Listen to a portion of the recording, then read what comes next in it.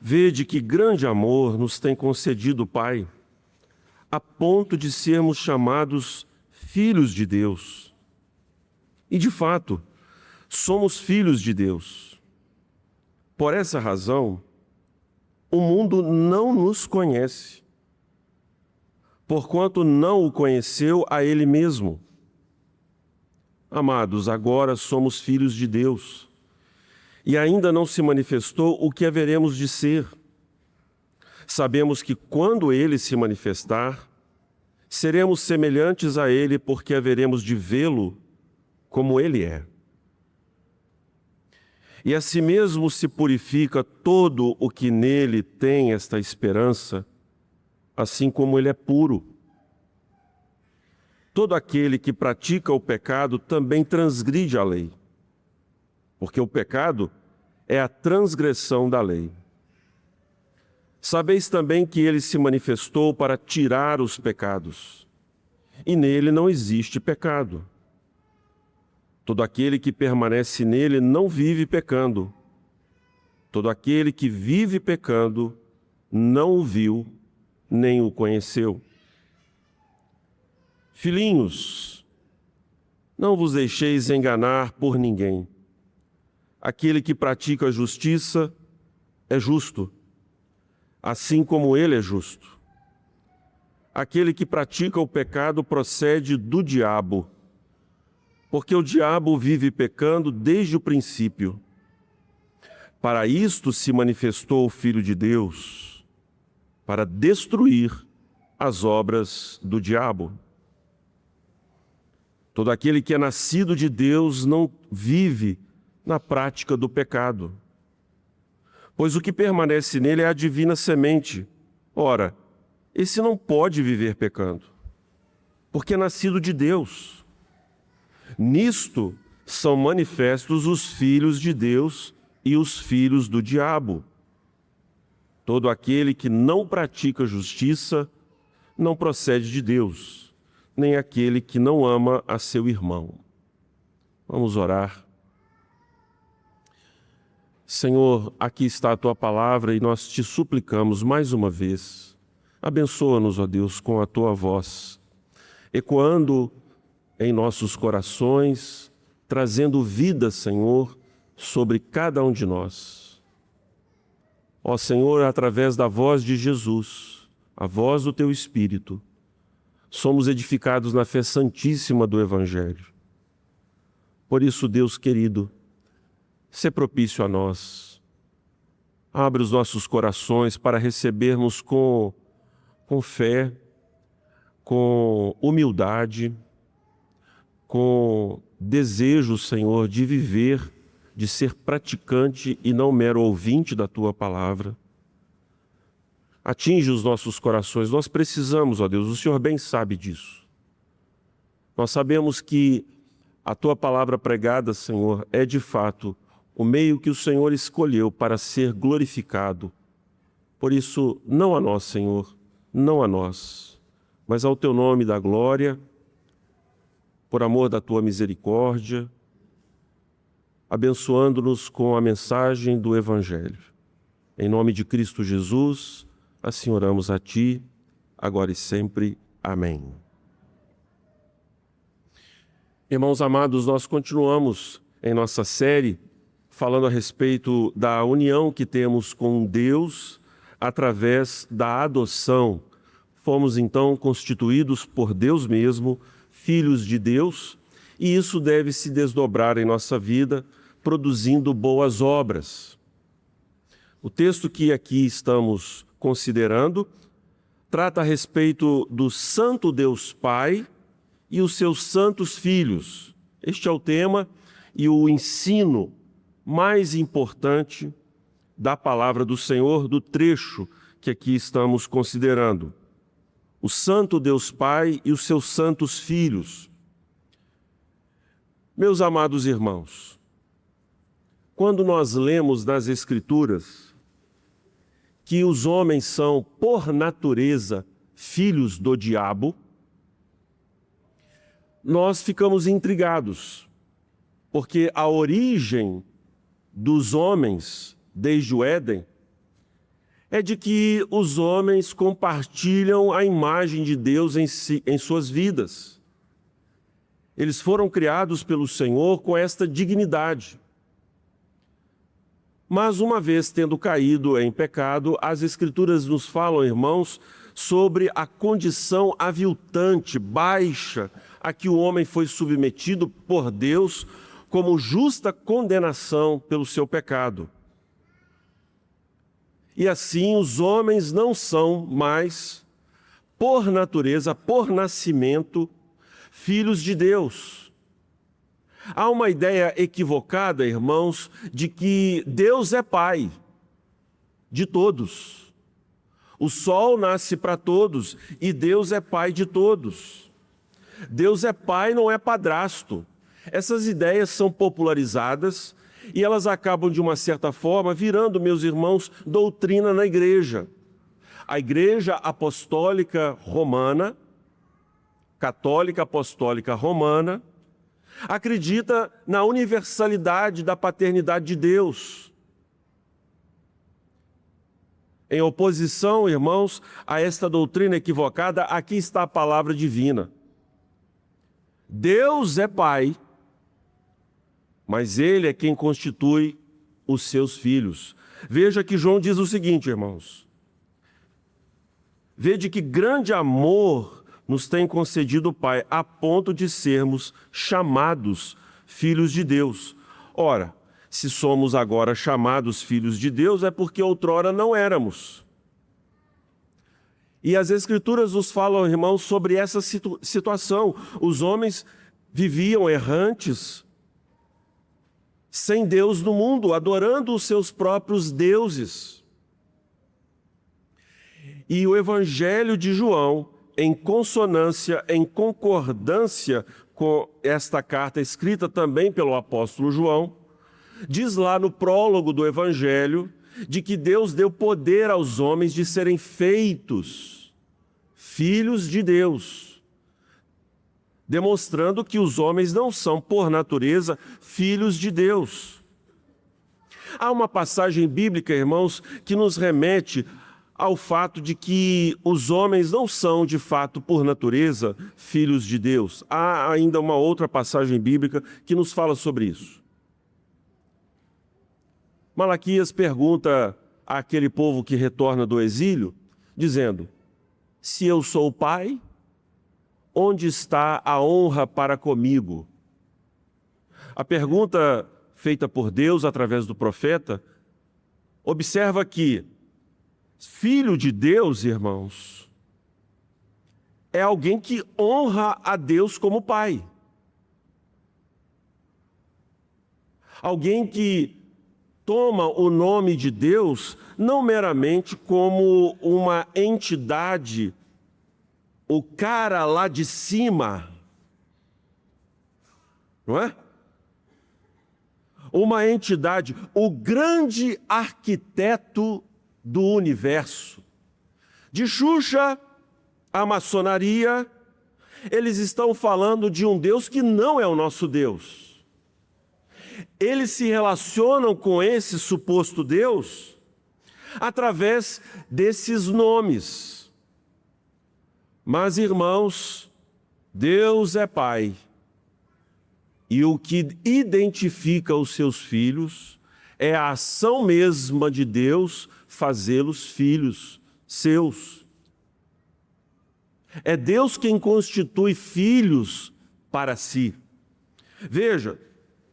Vede que grande amor nos tem concedido o Pai. Então não é o homem, jamais, que pode se constituir em momento algum da sua vida filho de Deus.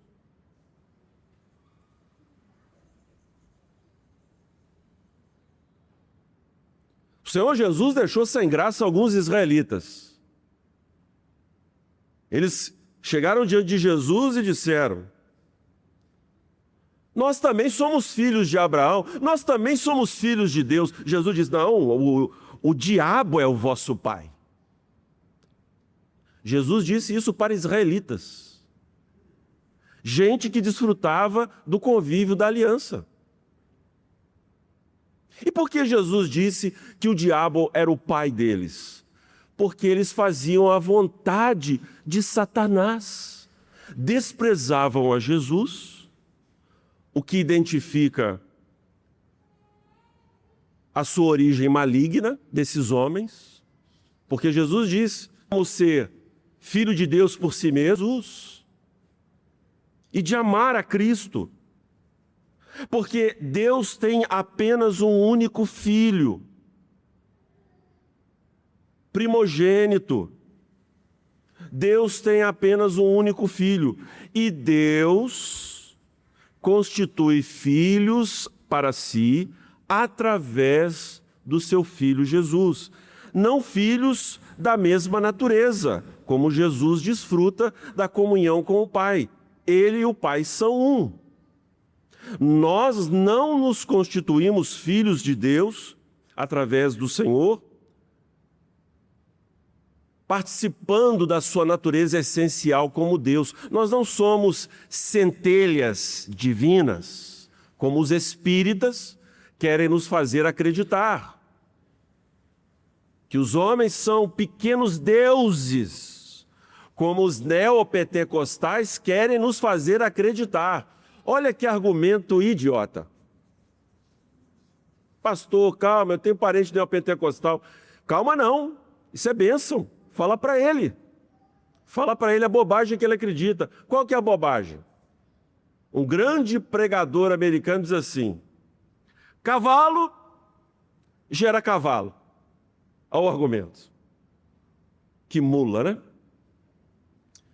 Cachorro gera cachorro. E Deus, gera Deus. Irmãos, isso é falado nos púlpitos. É escrito nos livros desses homens. Os homens são pequenos deuses. Isso é uma doutrina diabólica, espírita, pagã. Agora, veja do que se trata a filiação divina. Vede grande amor que nos tem concedido o Pai, a ponto de sermos chamados filhos de Deus. Que grande amor é esse que Deus manifestou? Nós vamos então aos outros versículos da passagem que estamos considerando. Com base em que Deus nos chama de filhos? Versículo 5. Sabeis também que ele se manifestou para tirar os pecados, e nele não existe pecado. Um versículo paralelo com a mesma ideia da expiação de Cristo, da morte vicária substitutiva do Cordeiro de Deus, que tira o pecado do mundo, nós encontramos no versículo 8. Aquele que pratica o pecado procede do diabo, porque o diabo vive pecando desde o princípio. Para isso, se manifestou o Filho de Deus, para destruir as obras do diabo. Então, o grande amor que Deus demonstrou em favor dos homens para constituí-los filhos de Deus é, irmãos, a morte de Jesus, cujo objetivo era desfazer as obras do diabo. E a Bíblia nos diz, irmãos, claramente que os homens foram manietados por Satanás. A Bíblia nos diz que os homens são constituídos escravos do pecado. E então era necessário que Deus, na plenitude do tempo, através da morte de Cristo Jesus, libertasse os homens através do sangue derramado do Cordeiro.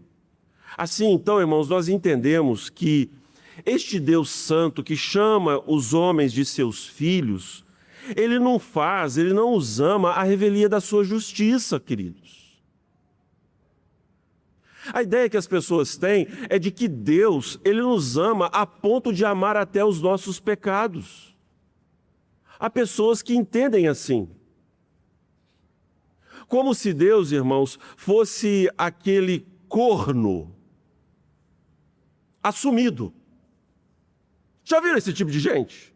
O que é isso? Irmãos, eu falo isso com um traído que não tem problema nenhum de ver a sua esposa o traindo. Mas Deus não é assim, irmãos. Deus não é dessa natureza. Deus limpou a sua noiva. Deus agraciou a sua noiva com vestes brancas, através das vestes de Jesus, através da carne de Cristo, do sangue derramado do Cordeiro. Vede que grande amor o Senhor tem. Nos constituiu filhos através de Jesus. Este Deus santo é aquele que agora, irmãos, deseja que os seus filhos experimentem a santidade. Este é um argumento que João utiliza. Observe, você e eu, e assim também aqueles a quem João se dirige, nós enfrentamos lutas, irmãos, com a certeza e a incerteza se somos ou não filhos de Deus. Então, João diz: por esta razão, o mundo não nos conhece.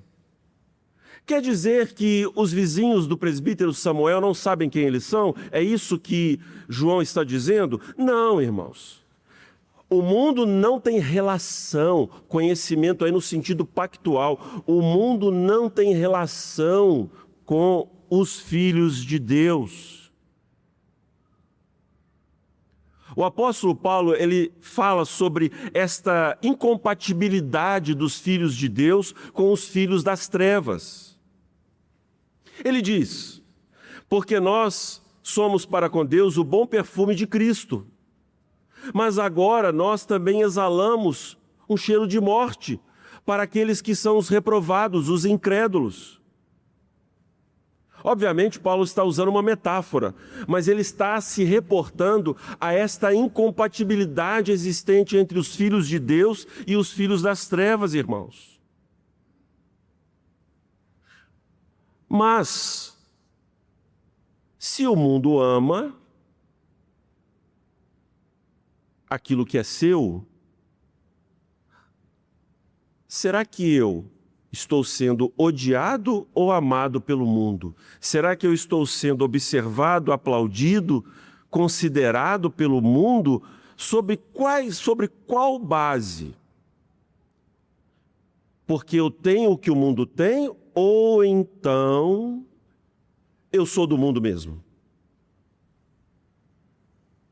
Quer dizer, irmãos, os crentes para quem João dirige o seu documento estão em dúvida se eles são ou não do Senhor. Mas João está dando aqui essa consideração. Por isso é que o mundo nos odeia. Não é por causa de nós, mas é o que está em nós. Veja o capítulo 2 dessa mesma carta. No versículo 15. Não ameis o mundo nem as coisas que há no mundo. Se alguém amar o mundo, o amor do Pai não está nele. Porque tudo o que há no mundo, a concupiscência da carne, a concupiscência dos olhos e a soberba da vida, não procede do Pai, mas procede do mundo. Então, se não há, irmãos, um amor por Deus, traduzido em obediência ao Senhor, em santidade, é muito provável que essa pessoa não seja cristã.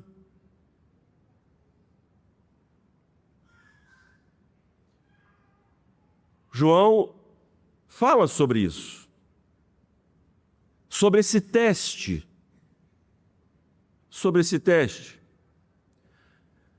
Veja o versículo 3, do capítulo 3, versículo 3. E a si mesmo se purifica todo o que nele tem esta esperança, assim como ele é puro.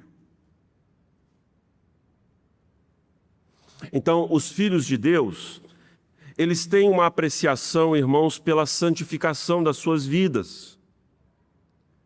Eles agora foram constituídos filhos de Deus e eles haverão ainda de ver toda a glória que os aguarda lá na eternidade, quando eles se depararem com Jesus. Eles verão que Deus reconstituiu aquela imagem perdida lá no Éden. E mais, acrescentou de glória esta imagem. Irmãos, nós seremos trazidos do pó da terra novamente, pelo poder glorioso que Deus tem de fazer novas todas as coisas, e vai nos apresentar perante o seu Filho glorioso. E nós seremos reconhecidos com a identidade que agora temos. Eu serei eu mesmo, porém um tanto diferente, mas a mesma pessoa. E todos aqueles que são filhos de Deus e têm agora, experimentam agora a filiação divina e aguardam a glória dos filhos de Deus, eles amam a pureza, eles amam a santificação, eles desejam a libertação dos seus pecados.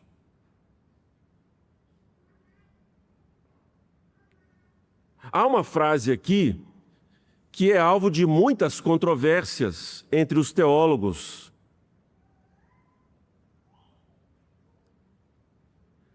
A nossa tradução tomou a precaução de evitar essa confusão. Mas como eu gosto de confundir, os irmãos já estão se acostumando, né? Eu gosto de complicar as coisas um pouco, para fazer os irmãos pensarem. Vamos ler lá 1 João, no capítulo 1.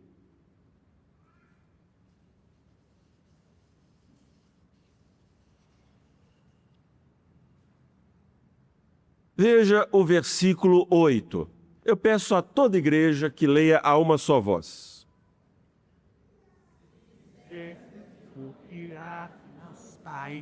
10. E se se pecado, fazer o religioso, sua palavra não está em pau. Então vamos lá. Capítulo 3. Versículo 6. Todo aquele que permanece nele não vive pecando. E aí, com qual versículo você fica?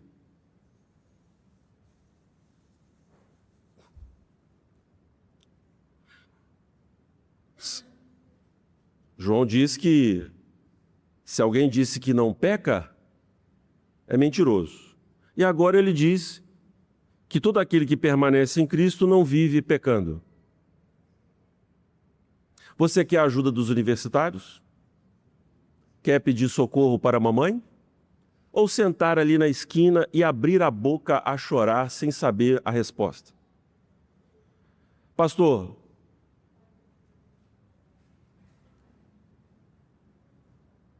aí outro versículo paralelo a esse, diz assim, versículo 9: todo aquele que é nascido de Deus não vive na prática do pecado, pois o que permanece nele é a divina semente. Ora, esse não pode viver pecando, porque é nascido de Deus. E aí? Responde, pastor. Irmãos, a língua grega, ela possui um tempo de verbo que nos falta, às vezes, para replicar a mesma ideia no português. Mas em breves palavras não há dificuldade nenhuma.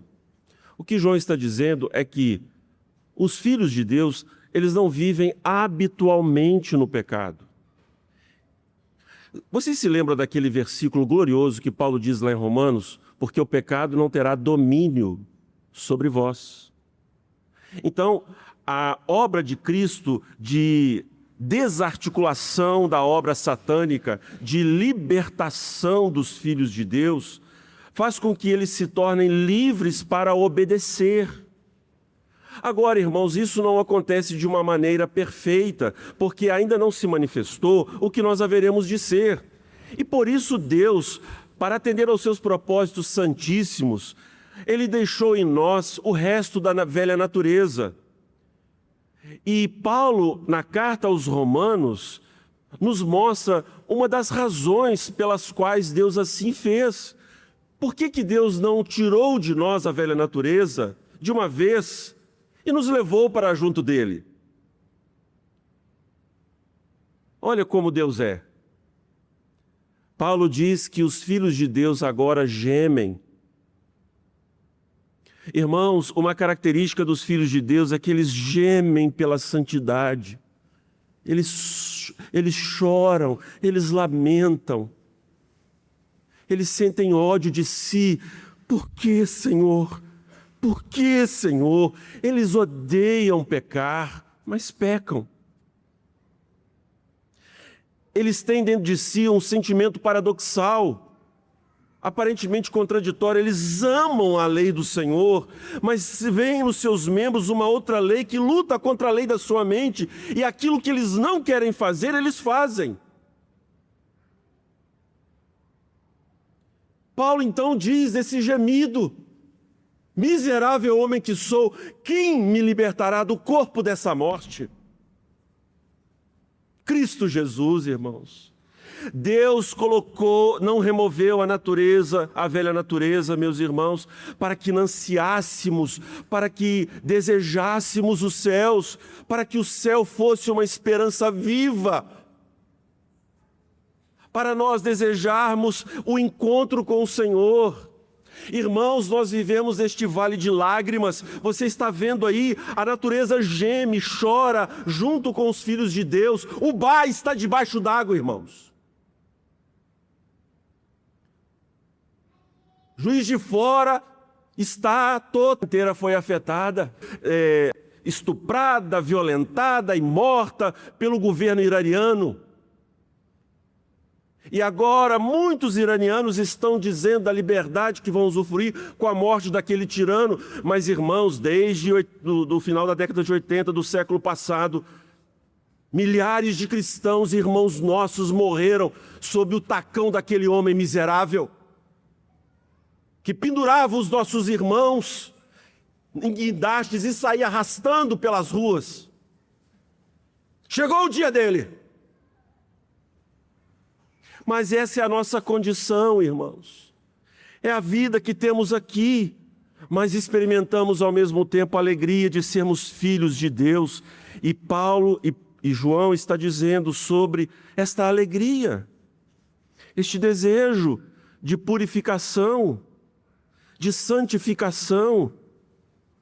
Outrora, irmãos, a santidade era uma ideia que nos oprimia. Víamos a Deus como um soberano ranheta, um Deus déspota, que tinha prazer sádico em judiar dos homens. Mas agora, nós divisamos esse Deus no seu alto e sublime trono como alguém favorável a nós, que nos constituiu filhos de Deus, e da impiedade passamos a piedade, a desejar o Senhor.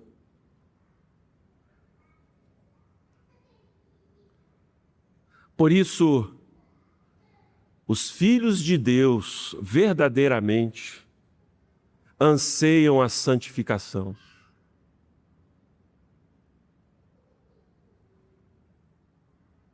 Pastor, como é que é essa santificação que o senhor está falando? Que os crentes, os filhos de Deus anseiam. Veja o versículo 10. Nisto são manifestos os filhos de Deus e os filhos do diabo. Eles não vivem pecando. Todo aquele que não pratica justiça não procede de Deus. Mas aquele que não ama, nem aquele que não ama a seu irmão. Irmãos, o que João está ensinando é que há uma relação, atente para isso, caminhe comigo aqui, atente para isto. Há uma relação, um vínculo, uma motivação, um desejo que brota de dentro e extravasa em atitudes. Ele fala de uma divina semente. Deus colocou uma divina semente. Nós fomos regenerados pelo poder da palavra de Cristo e Deus colocou uma divina semente.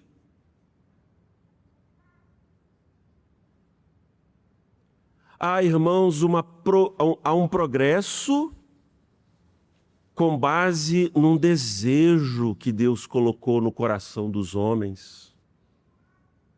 Uma divina semente. Ah, irmãos, atente para o que eu vou dizer. Eu vou lhe dar um exemplo. Você já viu aquela macarronada suculenta? Quando você pega o pegador de massas e levanta assim, vem aquele caldo.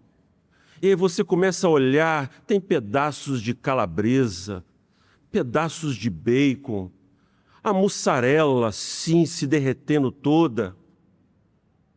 E as pessoas em torno daquele prato, aquele manjar maravilhoso, e começam a servir, e você gordo, não podendo comer carboidrato, olhando assim dizendo, não estou nem com vontade. Irmãos, a santidade que a gente conhece é só essa. E pior, a gente está doido para comer a macarronada, senhor, mas fala assim, eu não como carboidrato.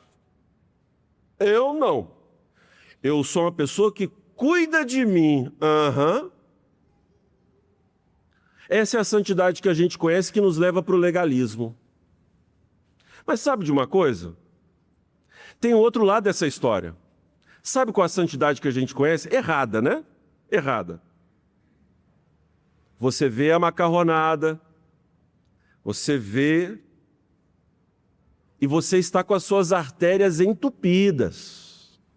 O médico já lhe condenou. Olha, é caixa-prego, meu filho. E você diz assim, Deus vai me perdoar. E ó, tibum. Aí você sai do farisaísmo e vai quebrar o mandamento não matarás com a maior disfarçatez.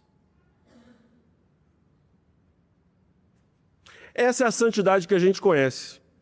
Meu irmão, ontem eu pequei. Comi aquela macarronada, me empaturrei. Mas Deus é bom, Deus perdoa. Mas qual é a santidade que Deus nos deu, irmãos? É de dentro da alma. Porque Cristo sabe que não é o que entra, mas é o que sai do homem que o contamina. Deus nos deu, irmãos, pulsões santas, é o fruto do Espírito. É o desejo que emana dentro de nós, que outrora nós não experimentávamos. Aqui Pedro diz, todo que é nascido de Deus não vive na prática do pecado, pois o que permanece nele é a divina semente. Ora, esse não pode viver pecando, porque é nascido de Deus. Há este desejo, esta atitude, que não se contenta, irmãos, atente para isso, com repressões externas ou com libertinagens, transformando a graça de Deus em depravação. O que nós pedimos a Deus, irmãos, é a purificação de dentro. É ali que Deus alojou, fazer habitados pelos. É ficar apenas nos desejos? Não. Ele opera em nós o querer e o realizar. Desenvolvei a vossa salvação com temor e tremor, porque é Deus que opera o desejo, o querer.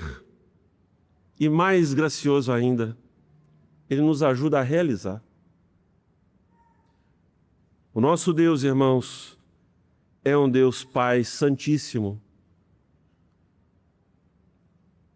Deus nos olha com o interesse de sermos vitoriosos sobre os nossos pecados.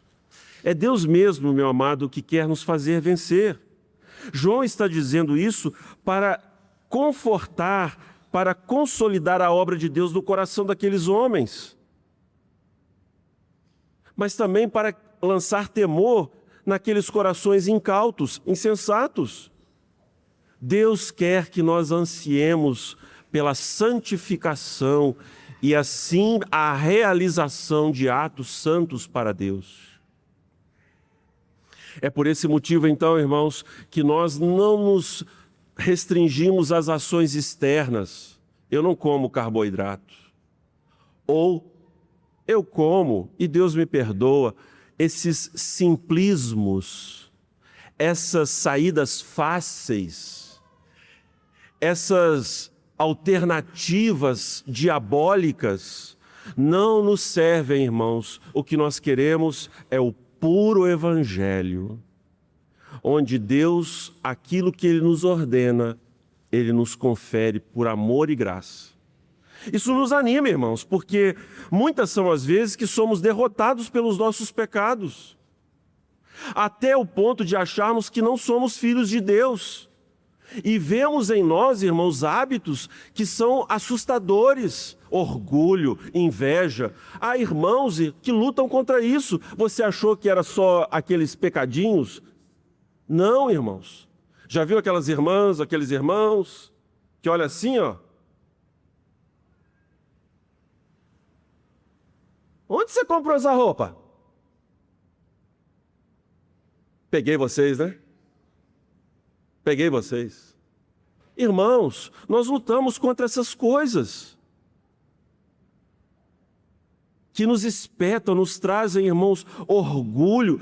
Não admitimos a nossa culpa, não admitimos os nossos pecados, os nossos erros perante as nossas mulheres, perante a igreja. Ficamos tentando justificar o tempo todo orgulho. E isso habitualmente. Envaidecidos com elogios alheios, querendo pautar a nossa vida por aquilo que as pessoas pensam de nós. Pecados, irmãos, dentro da nossa alma. As pessoas não estão vendo, mas Deus está, querido. E aí é onde encontramos aqui o conforto, encontramos o progresso. Deus quer santificar a nossa vida, irmãos, desde dentro. Nos coloquemos diante de Deus para nos alimentarmos da sua palavra visível agora. Este Deus santo que recebe como filhos os seus santos filhos. Filhos que amam o Pai e que são amados pelo Pai. Não vivem na prática do pecado, mas vivem desejosos pela santificação verdadeira, desde dentro, através da divina semente que está presente na vida deles. Vamos cear, meus irmãos.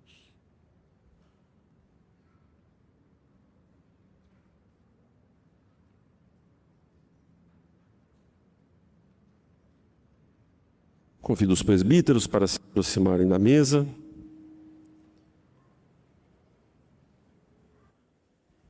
Meus irmãos, é uma alegria, um regozijo, quando todo início de mês, pela graça do Senhor, nós nos aproximamos desta mesa.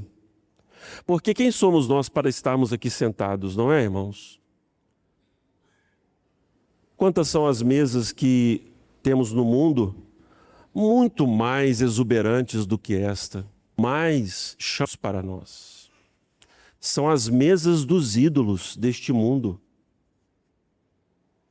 Mas pela sabedoria de Deus, Ele resolveu edificar a sua igreja por uma mesa que os homens consideram desprezível.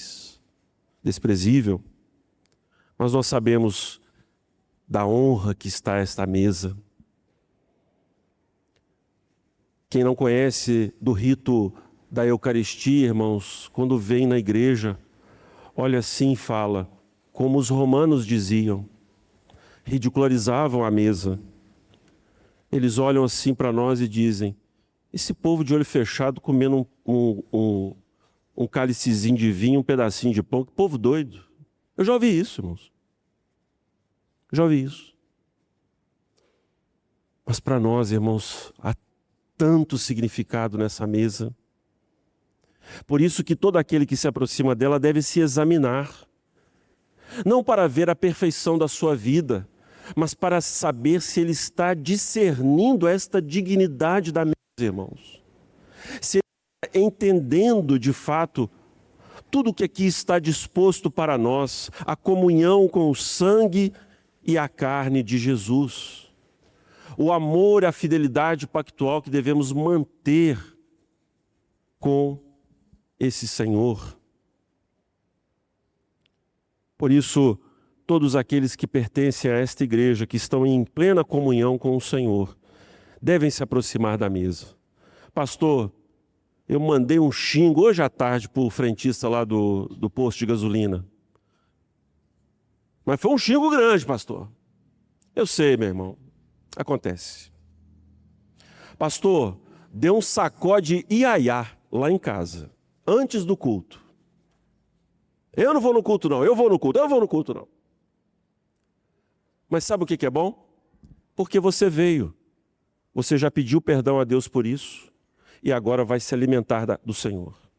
Vamos orar a Deus, pedindo ao Senhor que consagre esta mesa para o uso sagrado, a fim de atender aos seus propósitos de edificação da igreja do seu Filho Jesus. Oremos.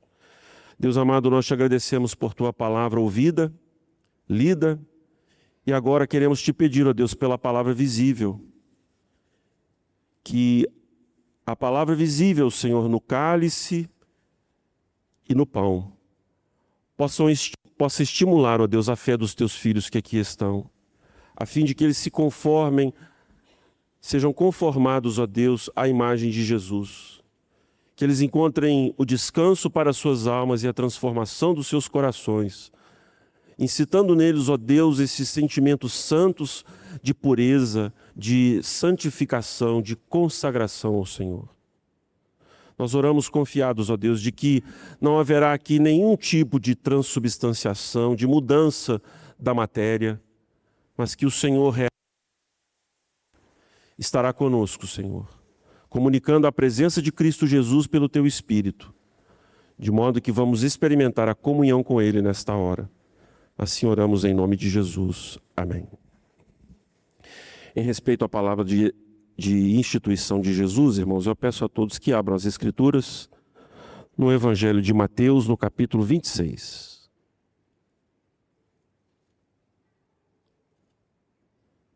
Porque a importância, meus amados, de abrirmos as Escrituras.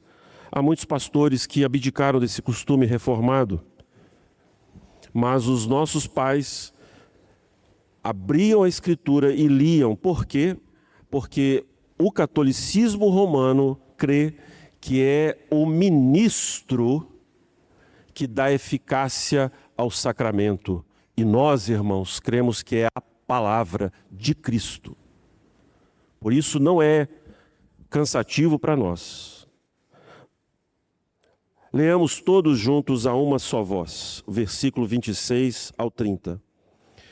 Enquanto comiam, tomou Jesus um pão e, abençoando, o partiu e o deu aos discípulos, dizendo: tomai, comei, isto é o meu corpo.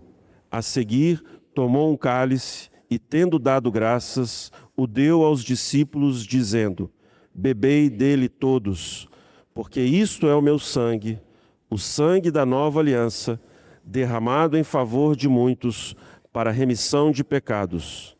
E digo-vos que desta hora em diante não beberei deste fruto da videira, até aquele dia em que o hei de beber novo convosco no reino de meu Pai. E tendo cantado um hino, saíram para o Monte das Oliveiras. Vamos nos alimentar do Senhor, irmãos.